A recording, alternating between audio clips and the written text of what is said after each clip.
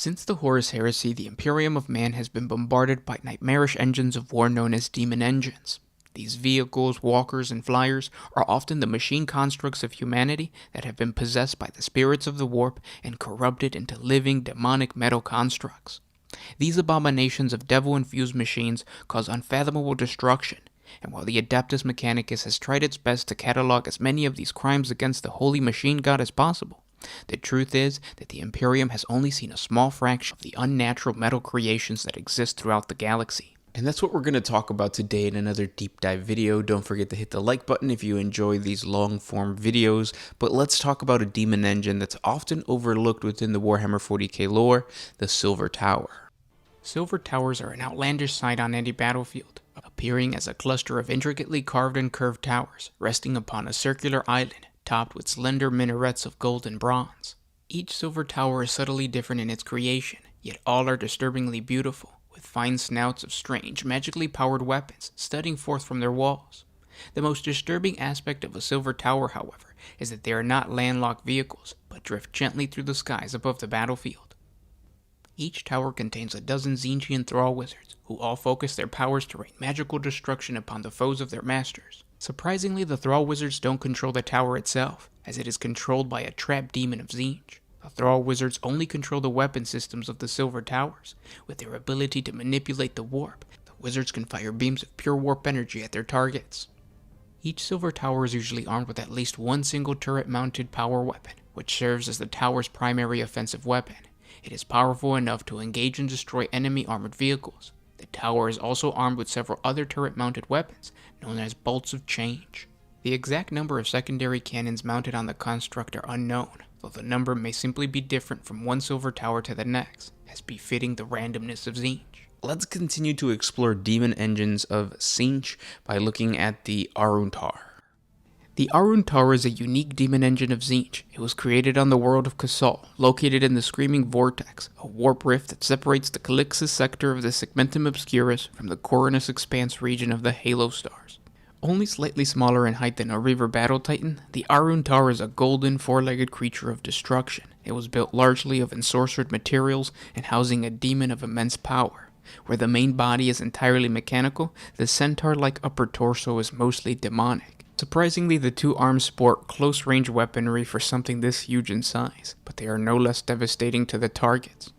The right arm is mechanical, covered in spines that almost appear alive, but are made of hardened brass. It is tipped with a huge, rune-etched blade capable of slicing vehicles in half.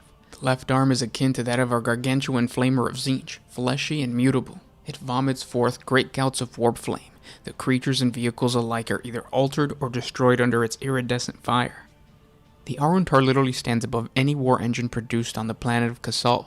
Thus far, only one has been created, as its designer and binder, Arsulair the Grand, sacrificed himself and his life's work to bind the demon monstrosity to the construct. When the sorcerer realized the power of the demon he had entrapped into this machine, he had to sacrifice an entire slave pool and his best apprentice to control the demon. This created the single largest war creation to come from this planet. This demon engine was created with no head. Instead, mounted firmly in the chest is a single red cyclopean eye and a platform jutting out mid-abdomen. It is ringed with spikes suggesting a fanged upper lip. Atop the platform, bound by the final incantations of the Master Artificer, is the most accomplished apprentice, still struggling to maintain control of the demon. None of them show signs of aging or fading in their power, but there are many who wonder how long this will last, and what will happen should any of them falter and the demon gain control of the entire machine. In generations past, the Arun Tower has awoken to action, but none can fathom what drives its actions. It quelled a renegade slave rebellion on the city of Tarnor, but also released warp fire plagues that burned much of the city of Valkyr. It destroyed an entire section of a city's outskirts, crashing towers into the sea, but then marched to eradicate an invasion of blood-crazed coronet warriors. These excursions are thankfully short-lived, few relishing the sight of this massive creation marching towards its unknowable destination. Many of the more power-hungry and mad techno-sorcerers have tried to convince the demon engine to work for them, but are met with infuriating silence. For the last 200 Terran years, the Arun Tower has been totally inactive, standing vigil over one of the blighted areas of the equator of the planet, as though expecting something to emerge from the dead zone. Entire chaos cults have sprung up to worship this demon engine, their sacrifices perhaps to a god that does not bear witness to their rites. Many of the elite on this world keep wary eyes and a warp augury focused on the Arun, afraid both that the mad engine might come to life and that it might not, should the planet need to survive. Now let's take a look at a terrifying and massive demon engine, the Soul Harvester. A soul harvester is like no spacefaring ship in existence. It is a massive spaceborne fortress factory created by the warpsmiths of the Iron Warriors Legion. It consists of a central demon forge surrounded by snaking tentacles of hell-forged metal. These parasitic engines embed themselves deep into a target planet's crust, their boarding tentacles disgorging Iron Warriors into weak points in the enemy defenses. Meanwhile, the roaring furnace at the structure's heart feeds upon flesh, metal, and the souls of the slain in order to spew out fresh demon engine reinforcements from the world's own resources in order to support the heretical Astarte invasion. The insides of a soul harvester is a twisted and cramped domain. It teeters between dimensions. Metal corridors pulsate as if belonging to a living being, and in truth, the insides of a soul harvester are very similar to a massive spacefaring creature. Each ferrocrete and plasteel wall moves as if attempting to come to life through the ruinous touch of chaos. Leering faces follow the passengers, jealous of their corporeal existence. The screams of the tortured are overshadowed by the otherworldly roars of caged demons waiting to be set free or enslaved inside the bodies of demon engines. Thousands upon thousands of slaves and servitors toil away, running across hallways and launch bays, ever vigilant of their master's whip, or even worse, an escaped demon that could tear them limb from limb. It's hard to tell what is from this world and what exists trapped between the immaterium and real space. Ghosts and revenants perform the same movements over and over again, as if trapped in their own minds, reliving the same action for all eternity. And then there's the loud and thunderous sounds of Iron Warriors training their cultists, prepping them for war. Although to most, it seems as if these chaotic demigods are simply torturing slaves. More of a spaceborne factory than a starship, this metal monster was powered by an immense live demon forge, a product of the Iron Warriors' darkest experiments in metamorphosis and warp engineering. Now let's talk about one of my favorite demon engines in all of Warhammer 40K lore, the Venom Crawler. Pounding forward upon bladed limbs come the horrors known as venom crawlers. They are grotesque amalgamas of metal, flesh, and demonic entity. These monstrosities hiss and snarl as they scuttle towards their prey. Fleshy tongues flap from their snarling maws, and soul flare tendrils lash back and forth, all of it tasting the air for the scent of their enemy's fear. Their pent-up warp energy is channeled into their excruciator cannons, coalescing into hails of solid shots that rip through entire ranks of armored foes with ease. Upon locking onto their target, the venom crawlers emit an ear-splitting screech. With their guns still screaming, the demon engines close ground on their victims, using their eviscerating claws to pry open vehicles and skewer those within. Once the victim is in their grasp, soul flare tendrils thrash frantically, mangling bodies and cleansing them of their essence. As the venom crawlers continue to butcher, their fanged mouths gape ever wider, drawing the souls of those slain into their vast mechanical abdomens. Like all other demon engines, most venom crawlers are created by the warpsmiths of the Dark Mechanicum, but their demonic spirits can also be drawn into reality by masters of possession. Their spider-like frame are created in unhallowed forge halls and profane flesh factories, and through heretical rituals, parasitic entities are drawn forth from the warp to infest these horrific machines. During such a ritual, the strongest demon present is bound to the structure of the venom crawler in a state of inseparable symbiosis, while lesser entities are simply devoured. As more and more demons are absorbed, its metallic form distends hideously to accommodate them, creating a reservoir of emiteric energy within their swollen body. Upon its completion, venom crawlers continue to haunt the cavernous halls of their creators' factories, burrowing into and nesting within the warp-drenched superstructure. From there they wait for the scent of other demonic entities that have been summoned into real space by the warpsmiths or masters of possession. Should these emiteric beings somehow escape the binding ritual or burst from their host, the venom crawlers emerge to hunt them down, devouring them whole and storing the raging spirit within their bulbous bodies. It is these demonic energies that power the venom crawlers' formidable weaponry, and when such wayward entities are in short supply of war machines, they will turn on other sources of substance, such as demonkin, chaos sorcerers, or even heretical Astartes to remain well fed.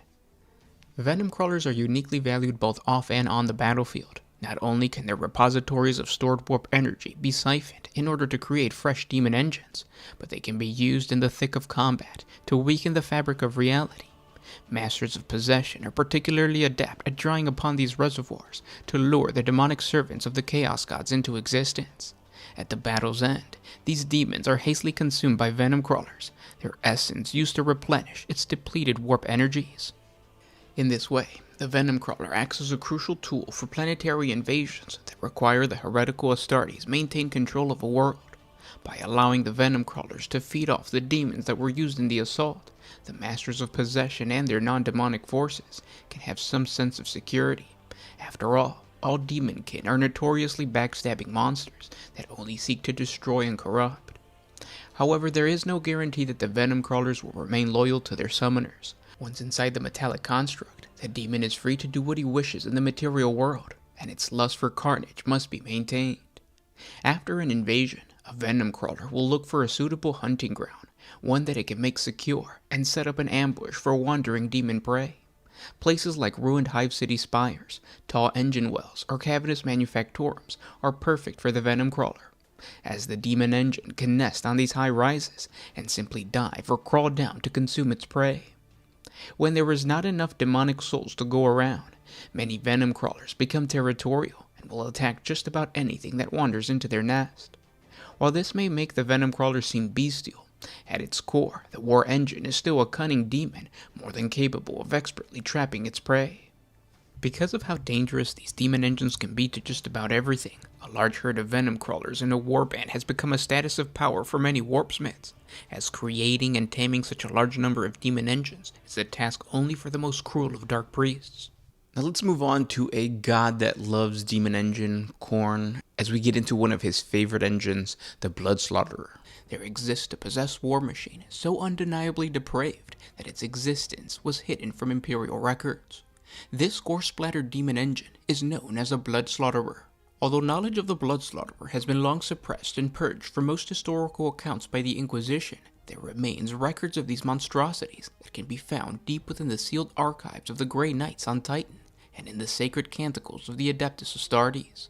The first true slaughterers encountered during the Horus Heresy by the loyalist Space Marine legions were thought to be savage outgrowths of the more common dreadnought walkers used by the legions. For this reason, they were known as berserker dreadnoughts and were optimized for close combat assault and as linebreaker units. These were modified from standard patterns to be larger and swifter than their more common counterparts, and employed near-suicidal charges into the heart of the enemy lines. Some sources that predate the heresy even claim that the World Eater's Legion were using these monstrosities, and because of the savage reputation of this legion even before its fall, this may likely be true. This could also explain why the Imperium, specifically the Ordo Malleus of the Inquisition, put in so much effort into eradicating the existence of this demon engine from the history books. The mere existence of such a creature proves that the forces of chaos had not only corrupted the minds of the Adeptus Astartes before the Horus Heresy, but also the Adeptus Mechanicus, who were presumably attempting to use demonic entities as weapons. The tech priests that would turn against the Emperor and become the Dark Mechanicus must have been successful in trapping warp spawns into metallic coffins and maintaining a suitable life support system that would allow the demons to stay in real space. If this information was allowed to get into the wrong hands after the heresy, the result would endanger the Imperium as a whole. This demon engine is savage and nearly uncontrollable, as during battles it rends and kills with such indiscriminate fury that the warp spawn forces that empower the armored chassis of the beast must lay empty and dormant between battles, or the demonic monster will slaughter its own allies, as the Blood Slaughterer does not care who it kills, so long as the bodies are torn asunder in Khorne's name. The empty chassis is brought back to unholy life by the gore-filled rituals on the eve of conflict, and only then can the burning runes and cold iron fetters that bind the demonic warp energies be loosened, and the creature unleashed to slay and sow havoc in the Blood God's name.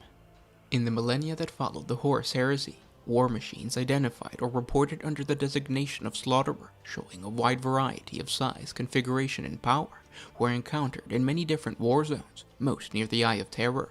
There have also been sightings of the beast during the fall of the Sabbat worlds to the forces of chaos, and as far away as the southern galactic fringe uprisings. It wasn't again until the First War for Armageddon that the Slaughterer was seen again in great numbers. In this nightmarish conflict, the most ancient and feared dreaded enemy of mankind, the demon Primarch Angron, led his forces in an attack to the vital hive world of Armageddon. For the first time since the Horus Heresy, the Slaughterer, now reincarnated in a dark fusion of technology and the touch of the Blood God, crashed in unstoppable waves against the beleaguered defenders of the world, bellowing horrific war cries as they slaughtered their way across the planet.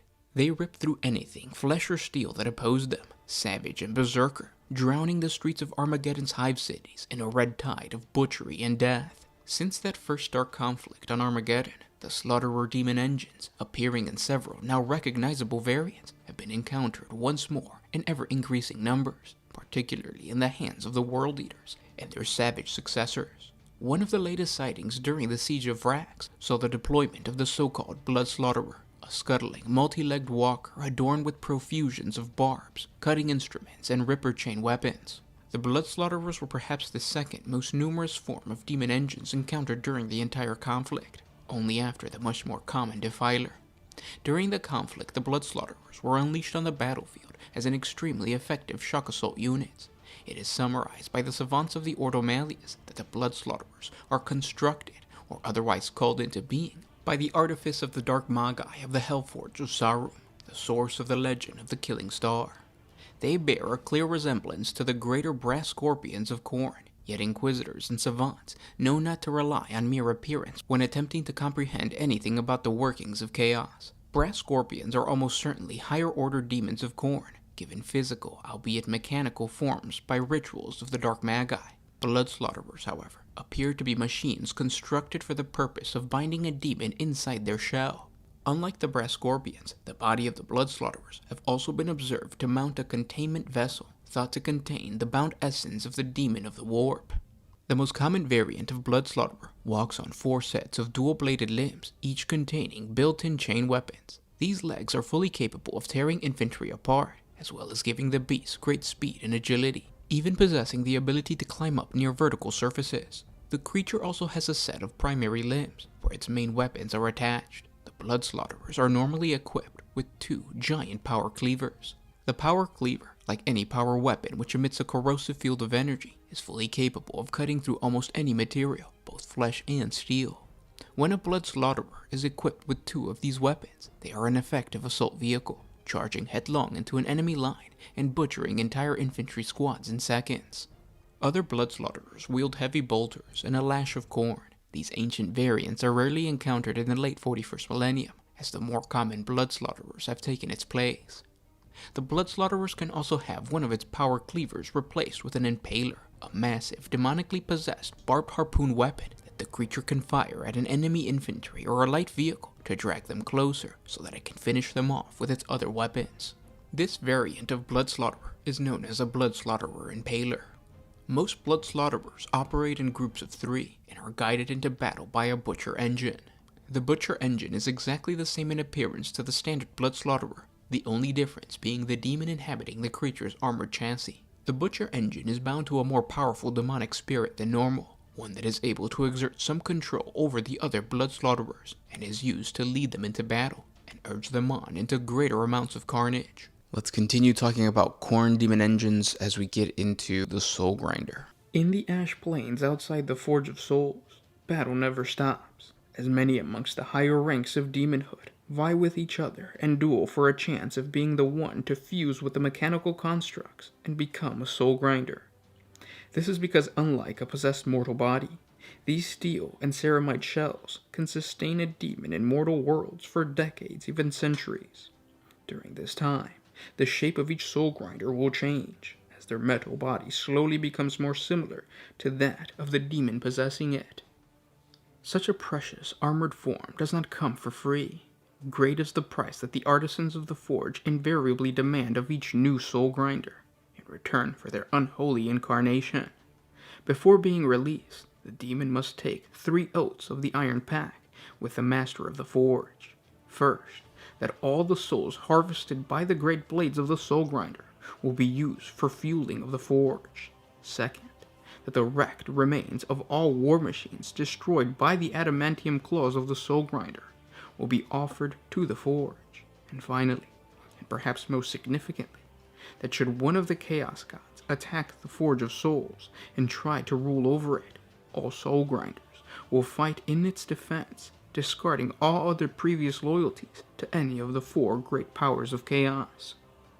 In battle, Soul Grinders form the armored spearhead of a demonic host, using their massive firepower to hammer at the enemy lines, covering the rank-and-file troops of the Dark Gods as they close in with the enemy.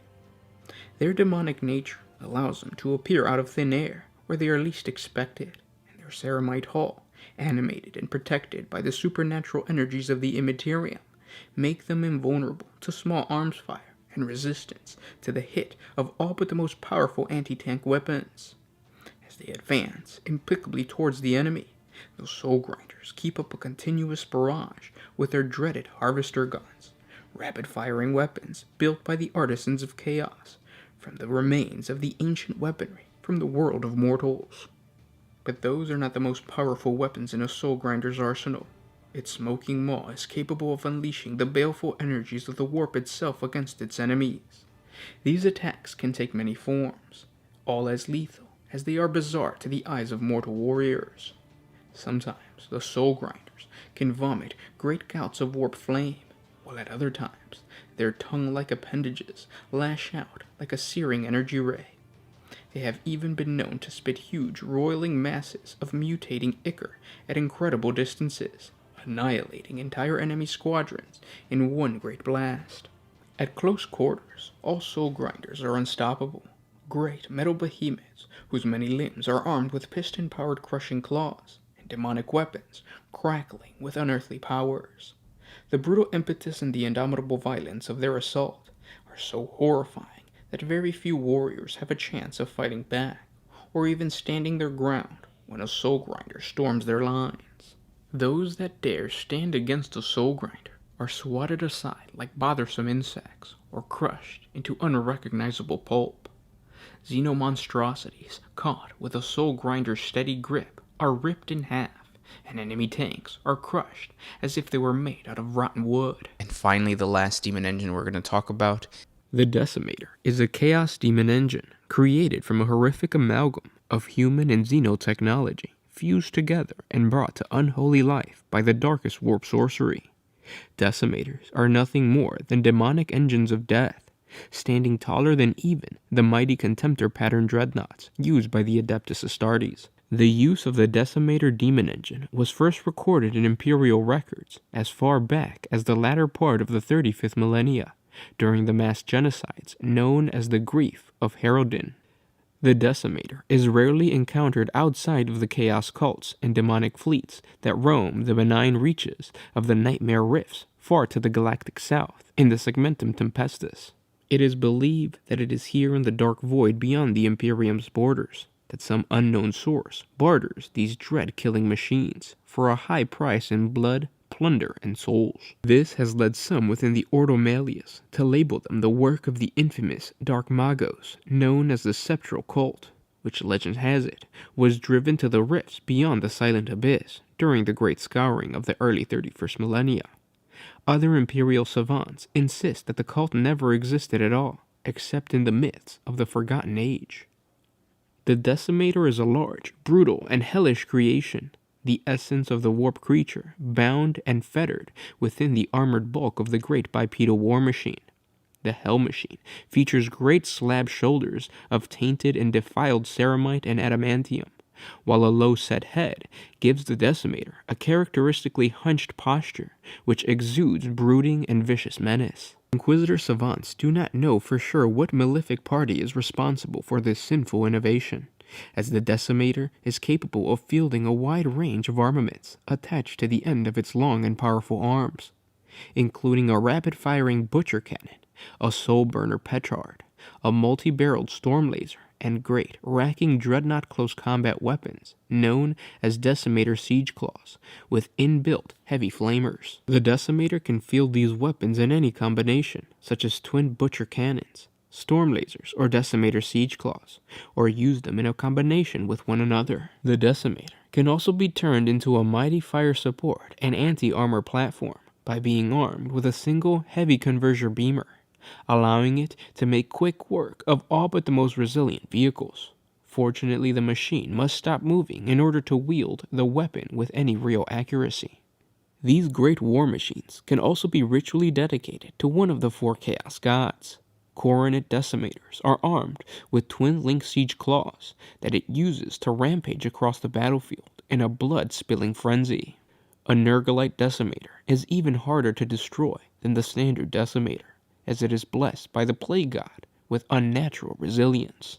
The Slaneshi decimator is almost untouchable in close combat, and Azinjian decimator's heavy flamers are made even more devastating. The machine can also take on more support options, such as a searchlight for illuminating enemy units and a smoke launcher to provide cover for friendly infantry. And that concludes our deep dive on the horrifying demon engines that you don't normally see on the battlefield. If you guys want me to cover other topics, please let me know in the comment section below. If you enjoyed this video, hit the like button, and I'll talk to you guys tomorrow. This was Gershwin with One Mind Syndicate, signing out. Always